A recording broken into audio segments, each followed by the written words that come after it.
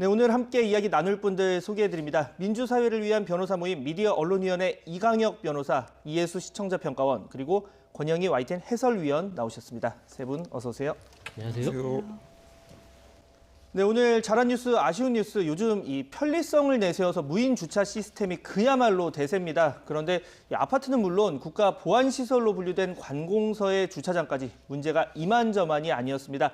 관련 내용 YTN 보도를 통해서 알려졌는데 먼저 평가원님께서 살펴주셨죠? 네, 최근 YTN에서 양질의 단독 보도가 생산되고 있어서 관심 있게 보고 있습니다. 3월 22일에서 23일까지의 내용인데요. 먼저 처음 단독으로 보도된 가짜 종이 번호판 식별 못하는 무인 주차 시스템은 한 아파트의 입주민이 아닌 한 남성이 입주민 차량 번호를 종이로 복제를 해서 주차장을 무단 이용해왔다는 사실을 보도했습니다. 또 단독 보도 2, 3편에서는 극도로 보안이 유지되어야 하는 관공서들도 가짜 종이판을 걸러내지 못하고 별도의 신원 확인 절차도 없어서 사안의 심각함을 전달을 했습니다. YTN 취재 이후에 정부는 전국에 있는 모든 청사의 출입구에 보안 상태를 보강했다고 밝혔습니다. 최근 단독의 제목을 달고 유통되는 많은 뉴스들이 특정 이슈를 발굴해 독창적인 의제로 발전시키는 형태보다는 이미 공개된 자료를 다른 언론사보다 먼저 보도하거나 또는 주목도를 높이기 위해서 이미 보도된 뉴스에 약간의 차이를 주고서 단독 보도를 하고 제목을 붙이는 오남용의 사례들이 많이 발생하고 있습니다. 그런 상황에서 이번 뉴스는 그 내용 자체가 희소했고 실질적인 조치와 변화를 이끌어냈다는 점에서 좋은 뉴스라 할 수 있겠습니다. 흔히 시간차 단독이란 말 저희 많이 쓰는데 남들보다 먼저 알았다 이런 것들 되겠죠. 단순 사고라도 이런 단독이 아니라 정말 실생활의 변화 그리고 도움을 줄 수 있는 단독 기사였다는 정리 내용이었습니다. 자, 변호사님께서는 이번 보도 어떻게 보셨습니까? 예, 저도 이번 연속 단독 보도 좋은 뉴스로 좀 꼽았는데요. 예. 단순히 번호만 인식해서 차량을 통과시키는 현 시스템의 문제점을 구체적으로 지적했고 그 차량의 종류와 색깔 인식 기능을 보완하는 방법이라든가 이런 그 나름대로 해결 대안을 제시해 보기도 한 점 눈에 띄었습니다.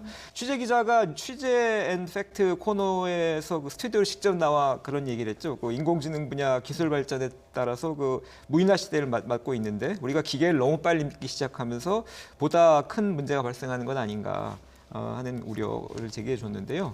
이번 보도는 우리의 가까운 생활 속에서 바로 이런 우려가 현실화하고 있음을 확인시켜 주었고 특히 결코 느슨해서는 안 될 국가시설의 차량 보안 강화 필요성을 제기해 줬다는 점에서 큰 의미가 있었다고 봅니다. 네, 그러니까 대안까지 제시한 사회 변화 이끌어낼 수 있는 좋은 보도였다라고 얘기해 주셨고, 자, 평가원님 시각에서 그런데 이게 좋았지만 다소 아쉬운 부분이 있었다, 이런 부분이 있었다, 어떤 부분입니까? 저는 3월 23일 뉴스가 있는 저녁에 가짜 번호판 식별 못하는 무인 주차 시스템 직접 실험해보니 보도를 눈여겨봤는데요. 예. 이 취재 기자가 스튜디오에 출연해서 취재 과정을 들려주는 시간이 마련이 되었습니다. 그러니까 이 보도의 연장선상에서 이제 출연을 했던 거죠, 그렇죠? 네, 맞습니다. 이전 보도에서 실험을 위해서 사용되었던 가짜 종이 번호판을 스튜디오에 가져와서 취재 과정을 설명하는 것까지도 굉장히 좋았는데요. 예. 다만 그 모방 범죄가 우려된다는 기자와 말과 달리 화면에서는 종이 번호판을 만드는 그 방법이 비교적 상세하게 설명이 되어서 조금 놀랐습니다. 실제로 이 뉴스에 달린 댓글, 그 시청자들의 반응을 살펴보면 만드는 방법이 쉽네, 신박하다, 따라하라고 친절하게 알려준다 등등의 그 반응들이 적지 않게 발견되고 있었습니다. 아무래도 단독 보도는 기자 개인이나 조직의 입장에서는 욕심을 내게 되는 보도이다 보니 한 주간 여러 차례 다양한 형태로 해당 뉴스를 다루었던 것으로 보입니다. 그 과정에서 가짜 번호판을 만드는 과정을 처음부터 끝까지 보여주는 것은 조금 욕심이 과하지 않았나라는 생각이 들고요. 후속 보도에서는 그보다는 이 번호판을 위조하고 부정 사용했을 때 받는 처벌 등을 좀 더 다루었으면 이 범죄를 예방하는 데 좀 더 효과적인 전달이 되지 않았을까 생각이 듭니다. 네. 변호사님, 이와 관련해서 의견 어떠십니까? 예, 그 방송심의 규정 38조에는 이렇게 되어 있죠. 그 모방 범죄 방지 등을 위해서 그 범죄 수단 사용 방법 등의 묘사에 신중을 기해야 되고 이런 방법이 모방되거나 동기가 유발되지 않도록 해야 한다라고 이렇게 되어 있는데요. 이런 규정의 취지를 비춰봤을 때 이번 보도에서 평가원님 말씀해 주신 것처럼 가짜 번호판 만들어 붙이는 방법에 대한 지나친 자세한 설명이라든가 기자가 보여주는 어떤 체험한 어떤 실험 내용 그런 모습들 너무 상세히 전달된 거 아닌가라는 지적이 나올 수 있었던 것 같고요. 이런 지적을 넘어서기 위해서라도 추후 보안상 허점 발생의 원인과 해결 방안에 대해서 보다 좀 전문적이고 깊이 있는 분석과 모색 이런 걸 좀 잘 해주셔서 보안 범죄를 근본적으로 예방해내는 책임 있는 후속 보도 해주실 것을 기대하겠습니다. 네. 저희 뉴스앤이슈 나왔을 때는 그냥 이 판 정도를 들고 나온 거였고 이제 그 뒤에 아마 뉴스가 있는 저녁 같은 게 자료 화면으로 나온 것 같은데 이게 아마 이 정도로 허술하다는 걸 보여주려는 이제 생각이 좀 이제 지배적이다 보니까 이렇게 뭐 했겠죠. 해당 기자도 많이 고민 끝에 내린 결정이었을 텐데 자 이런 지금 두 분의 의견에 대해서 위원님 어떻게 보십니까? 네, 일단 기사는 좋았습니다. 저는 일단 되게 재밌더라고요. 이게 뉴스 기사가 일단 재미있기가 쉽지 않잖아요. 생활에 좀 와닿은 네, 그렇습니다. 얘기니까. 예, 재미도 있고 실생활에 도움도 되고 또 두 분 칭찬해 주신 대로 보안책 업체와 정부 당국에다 다 알아보고 다시는 이런 일 없도록 한번 해보겠다 이런 약속까지 받아내서 더 큰 의미가 있었고요. 그리고 두 분 지적해 주신 대로 이제 모방범죄 우려인데요. 이런 지적을 받을 때마다 참 곤혹스럽습니다.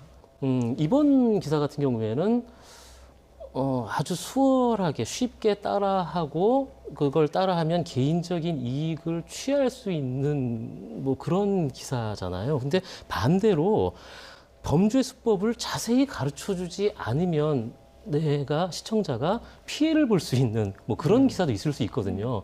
이럴 때 당하지 마라 뭐 이런 차원에서. 네네. 그런 기사 같은 경우에는 이제 시청자분들이나 댓글에도 자세히 알려줘야 나 이거 안 당하고 피해갈 수 있잖아. 뭐 이런 경우도 간간히 있거든요. 그래서 예. 그게 어렵습니다. 그러니까 결국은 두 분 지적해 주신 대로 책임 있는 후속 보도만이 모방 범죄뿐만 아니라 이제 기사에 따른 뭐 잘못된 점이 따라올 수 있는 그런 많은 부분들을 사전에 방어하고 예방할 수 있는 유일한 길인 것 같습니다. 의미 있는 그리고 책임 있는 후속 보도를 할 수 있도록 노력을 하겠습니다. 네. 자, 이 무인 주차 시스템 관한 이 취재 뒷이야기는 잠시 뒤 취재후 코너에서 박희재 기자에게 더 자세히 들어볼 수 있습니다. 채널 고정해 주시기 바랍니다. 자, 다음으로 내용의 구성이 다소 아쉬웠던 보도들 살펴볼 텐데요. 이번에는 변호사님께서 준비하셨죠? 예, 3월 21일 방송 사법농단 6번 연속 무죄 깨질까? 23일 이민걸 등 선고 보도를 좀 얘기해 보고 싶습니다. 이번 보도는 사법농단 7번째 고위법관 형사선고 공판에 임박한 시점이었죠. 이때 여기서 이 공판에서 유무죄 판단이 어떻게 내려질지 관심이다라는 주제를 다뤘는데요. 여기서 보도 리포트는 유죄가 인정될지는 미지수다라고 했고 재판부가 직권남용 범위를 어느 정도 해석하느냐에 따라 달렸다는 전망이 나온다라고 여기까지는 중립적인 분석을 내보냈는데 갑자기 뒷부분에 직무 권한에 해당하는 것인지 의문이고 그럼에도 불구하고 유죄가 나올 경우에는 법조항은 지나치게 넓게 해석한 거 아닌가는 우려가 나올 수 있다라는 그런 무죄론 인터뷰를 그대로 소개를 했는데요.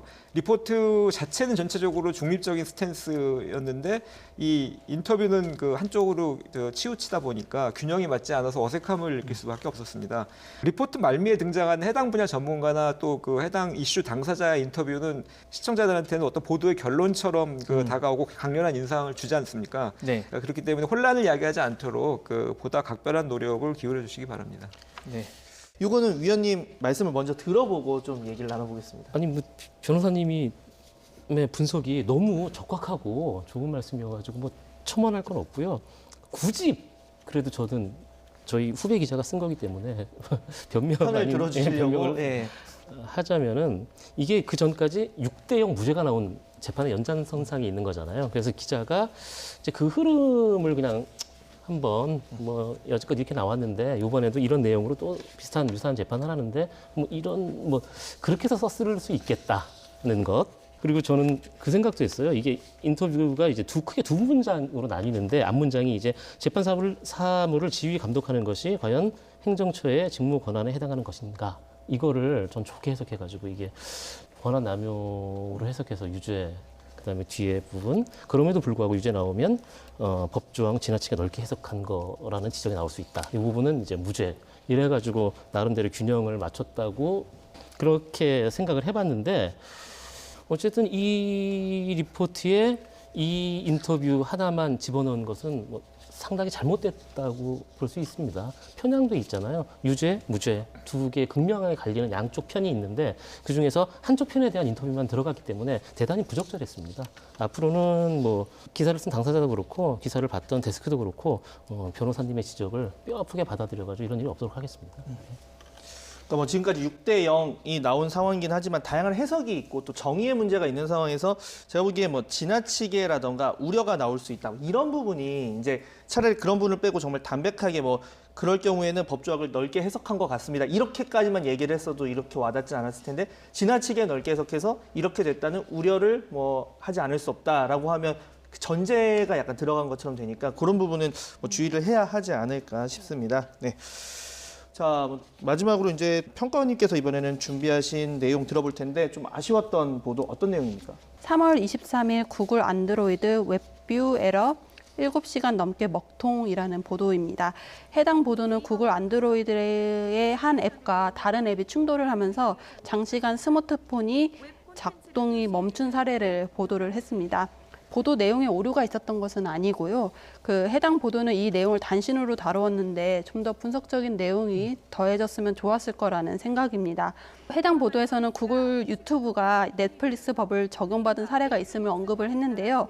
그런데 넷플릭스 법에 대한 설명이 없어서 이를 기자가 좀 짧게 언급을 했거나 또는 자료화면에서 넷플릭스에 대한 설명이 조금 짧게라도 나왔으면 이해하기 쉬웠을 거라는 생각이 들고요. 계속되는 스마트폰 먹통의 문제의 어떤 근본적인 이유라든지 해외 사업자인 구글에 대해 손방망이 처벌을 할 수밖에 없는 이유, 정부의 후속 대응 등이 내용이 좀 더 분석적으로 뚜렷하게 다루어졌으면 더 좋은 뉴스가 되었을 거라는 아쉬움이 있습니다. 네. 뭐 여기 계신 분들 다 그렇겠지만 요즘 하루 종일 휴대전화 손에 쥐고 뭐 화장실 갈 때도 거의 들고 가고 하잖아요. 그래서 우리 삶에 밀접한 내용인데 뭐 많은 사람이 불편을 겪었고 단신 처리는 좀 아쉬웠다. 그리고 넷플릭스법 같은 게 뭐 어려운 용어인데 어떤 개념인지 짧게라도 좀 다뤄줬으면 하는 말씀 해주셨습니다. 위원님 어떻게 보셨어요? 맞습니다. 이게 친절하지 않은 보도였습니다. 관련 분야 지식이 있는 분들에게는 뭐 아주 쉬운 내용일 수도 있을 거예요. 그래? 아, 그렇구나. 근데 저는 대충 저런 일이 있었구나, 저런 문제구나 이렇게밖에 못 알아듣겠더라고요.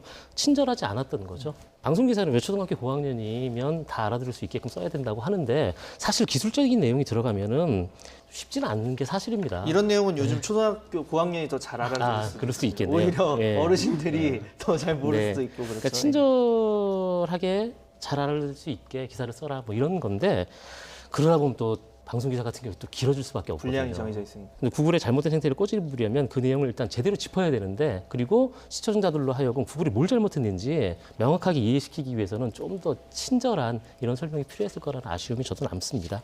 네. 보다 친절한 뉴스 그리고 뭐 관심 있는 내용이면 꼭 당일이 아니더라도 나중에라도 좀 관련 내용을 깊이 있게 다룰 수 있는 뉴스가 필요하지 않을까 생각을 해보고요. 자, 오늘 잘한 뉴스, 아쉬운 뉴스, YTN 더 나은 보도를 위한 세 분의 애정 어린 분석과 해설까지 잘 들어봤습니다. 세 분 오늘 말씀 감사합니다.